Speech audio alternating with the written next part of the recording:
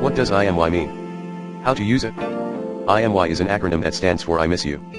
It is a way of expressing your feelings to someone you care about and wish to see or talk to. People often use IMY in text messages, social media posts, or other informal communication. For example, you might say IMY so much, can't wait to see you again to your partner who is away on a trip. IMY can also be used with friends or family members who live far away or who you haven't contacted in a while.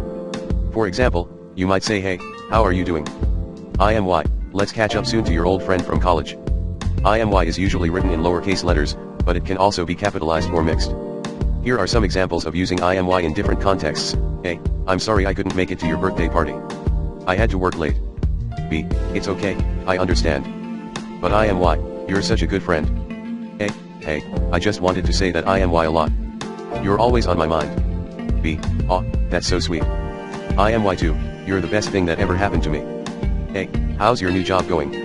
Are you enjoying it? B. It's going well, thanks for asking. But IMY, it's not the same without you here. A. I can't believe it's been a year since we last saw each other. Time flies so fast. B. I know, right? IMY so much, you're like a sister to me.